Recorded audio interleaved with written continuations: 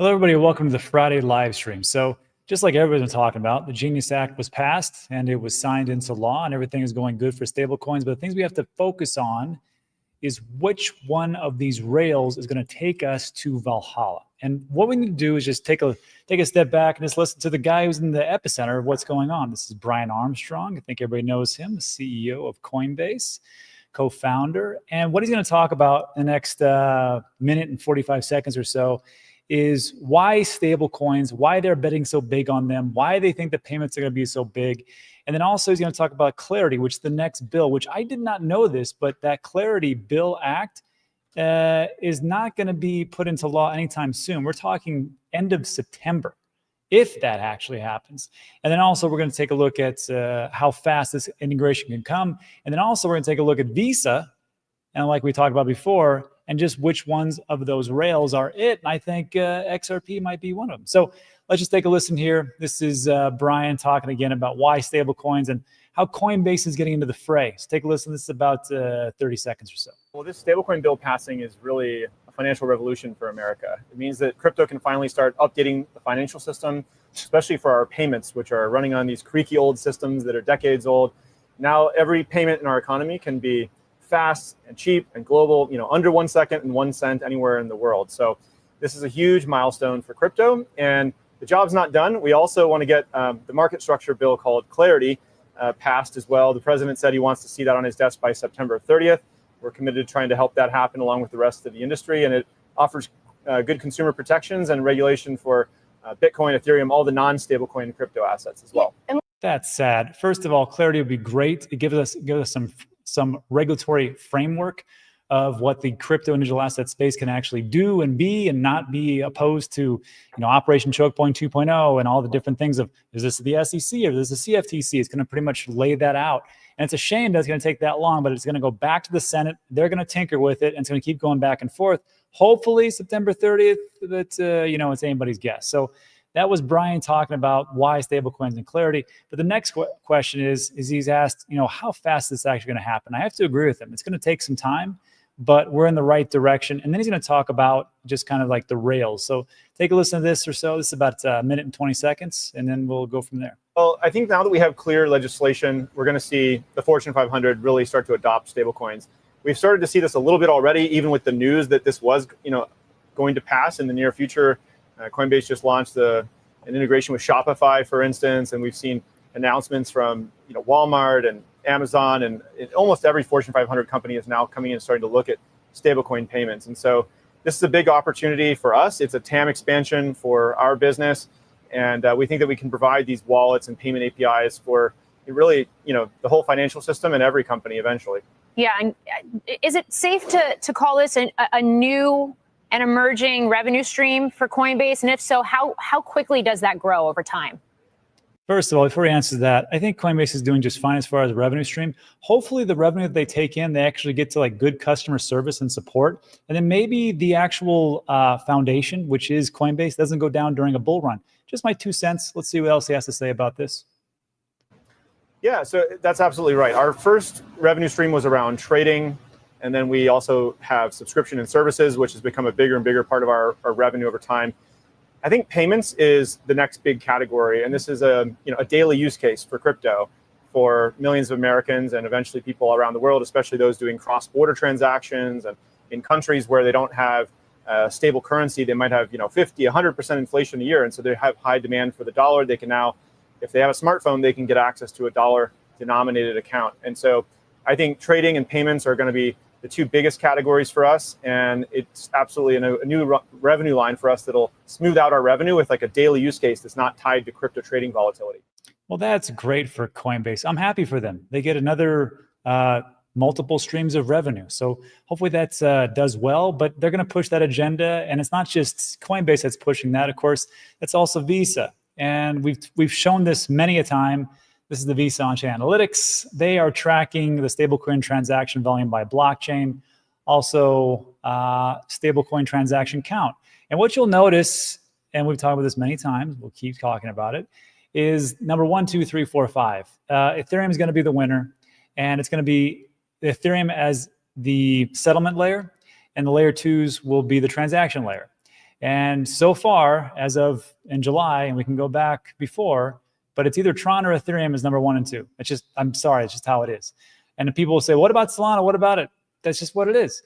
And then we've got Binance Smart Chain, and then everything really drops off. It goes from, 287 billion as far as transaction volume, 239 billion, 175 billion. Then it goes to 30 billion on Solana, and then Base is 23, almost right behind them, and Arbitrum at 19 billion. And am I saying that Solana is going to lose? I'm not saying it's going to lose. I'm just saying that's just what it is right now. And we take a look at the transaction count. You can see that, again, it's BSC, Tron, and then Solana, and it kind of drops off from there. BSC, Tron is essentially the winners. And then you got Solana at 14.6. Then you got Polygon Base, Arbitrum, Ethereum, and so on and so forth. So if you're looking for like which ones are the winners for stablecoins, you probably want to look at that. And of course, things could change because these things move at the drop of a hat. But what Brian Armstrong talked about, TradFi getting in and the old creaky rails that we're using, like Swift and stuff like that, I find this fascinating. And before I read this, I want to say there's an old quote, and it says, everything should happen at the time that it's supposed to happen and not until. And I think that's one of the things that we kind of lose sight on, because we want everything to happen now. It has to happen now. But a couple of people made this comment. They go, I'm actually glad that it didn't take off like a rocket, because it gave me time to accumulate the cryptos that I believe in, those digital assets. And I think that is actually a pretty good point to where we want to be moving forward. This took a long time. Operation Choke Point 2.0. The prior administration was really against crypto, and now here we are. And I think a lot of you who are in the comment section have been stacking all different types of crypto digital assets. And also these companies have been doing the exact same thing, because I think that's why they were against them so far ago. MasterCard and Visa were not big proponents of digital assets. And the reason was because they thought they were going to get left behind in the dust because they're old. But what they did during that time, during the Biden administration, let's be honest, is they started to put things into place so now they can respond and be one of the leaders. MasterCard states, with the Genius Act now passed, we're entering a new era of clarity and confident digital assets. Amazing, because they built the rails. One we've been preparing for over the years. We've worked across crypto and traditional finance ecosystems to explore how stablecoins can complement and enhance existing payment systems. And there is a post on their website at mastercard.com where they state, MasterCard has been preparing for this moment for years. We've worked across the crypto and to explore and understand how stablecoins are doing complement. We've invested in the tools, partnerships, and standards that can help stablecoins scale responsibly. Which ones? Probably the ones we just talked about. And then also it states we're building the compliance-first network that stablecoins need to scale safely. So everything's looking pretty good as far as like the stablecoin types of thing. And I will just say that things are looking up. What is the market doing? It's kind of funny though. In the last 24 hours, actually Bitcoin has gone down and others have rallied, except for XRP at 3.8%, which we'll get to in a second. BNB over 24 hours is up. Not by much, because actually take a look at the 1 hour, there's a little bit of a pullback. Why is there a pullback in some of these? Wow, look at Stellar down 11%, but it's up 80% for the 30-day. Why is it?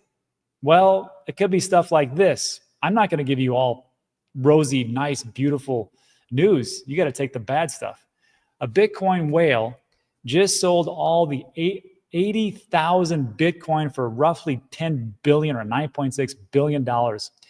It was bought at 2011 for $54,000 total. Total. This guy or individual, who knows what it is, they made $9.6 billion out of $54,000. That's the best investor you can possibly find. This freaks people out because just a week ago, we had another, I want to say 90,000 Bitcoin, correct me in the comment section, and billions were sold off. It was a Satoshi era, which is why we talked about 2009, 10, 11. This is Satoshi era wallet that sold a boatload of Bitcoin. And there's a lot of rumors about why that actually happened. There's some things about hacks and some things that are going on. It could be a Roger Ver type of wallet. Nobody really knows. But it is interesting that a wallet wakes up and just decides, you know what, 10 billion, off it goes. And who does that? Well, good for that guy. So there is that piece. And then also, to finish this up with Ripple, because I think Ripple could do very well. Ripple has engagements, and they are partnering up with 70 banks across the world. They actually just, was a couple weeks ago, applied for a federal bank trust charter. And of course, XRP just hit an all-time high yesterday.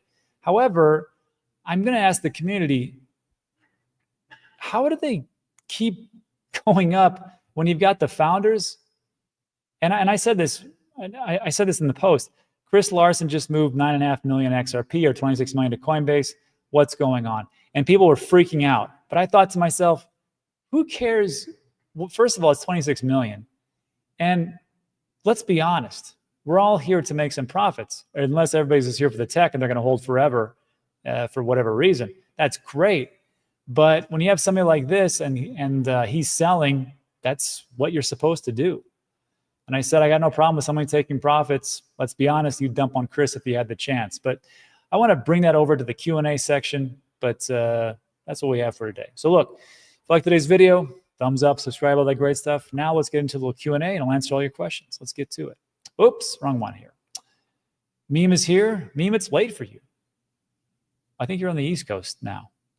Let's see. No Bitcoin maxi from back then would do that willingly. That's a good point. I wonder if it's all their Bitcoin. Because if it's all their Bitcoin, that's pretty violent of a sell. If it's just a small percentage of their Bitcoin stash, sure. I don't know. Just seems kind of odd. Jed McCaleb, also co-founder of XRP and now Stellar, dumped millions every day in XRP holders for years. That's true. And so it was like, which one was worse? Was it Jed McCaleb or was it Gary Gensler? Who was worse for XRP? I would say Gary Gensler, quite honestly. It's Nicki Minaj. I don't think that's true. I just got to get to it. Hello. Okay. And just Bitcoin and Sol for me. I got to tell you, I hold, I'll show you. Every single one of these cryptos I pretty much hold. I own Binance Smart Chain. I hold a bunch of Tron.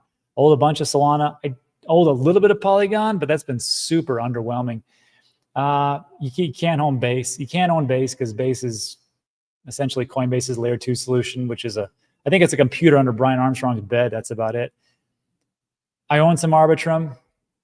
I own Ethereum. I don't own Celo, Aptos, Optimism. I do own Avalanche. So we'll see how those work out. And then also XRP. So I don't really care which one makes it. I just don't. It's just one of them. All I care about is one makes it, and I'll be very happy. I know some people say, how can you say that, Rob? You got to go for this one altcoin. Yeah, okay. Counselor, Apex Flex. We need an SBF too. That's true. The Ripple does have a stable coin, and it really doesn't have that much volume right now. And that's why you see Visa not even track it. Now, people in the XRP community say, no, it's not true. It's got this to this. I'm like, no, it doesn't. It doesn't have billions of dollars flowing through it all the time. I mean, it's just doesn't yet. But, when they flip the switch, there you go. Ondo making layer 1. That's another one. Backed by BlackRock. Institution should be bullish. Sure. I need to thank Gary Gensler for bringing the crypto market into affordability mode. See, we all hate him, but he was actually doing us all a big favor. Yep, Jesse. You know what? I'm going to leave it here. This is a great quote. I remember in 2023, Polygon was the biggest thing all year. Everyone wouldn't stop talking about it. Then it just vanished. And it goes saying, like, at this point, we're not in the 2017 ICO phase where you could just roll out with a white paper and go, this is what it's going to do. Give me billions of dollars. Now you have to put up or shut up. And you actually have to have real utility and actually do something. And I think the ones that actually do something and are adopted are the ones that are going to win. There's still going to be some price discovery and some crazy affordability or crazy people buying up different projects. But I think the ones that actually do, and that's why I'm betting on stable coins and their rails, those are the ones that are going to win. It's not just about like, hey, we got this really great max theoretical TPS BS. That's not going to cut it. I'm betting on this is either a do or die moment for these different projects. And I hope many of them evaporate because most of them suck. That's it for today. Like today's video, thumbs up, subscribe. I got to get out of here. Thanks, everybody. See you on the next one. Adios. Have a great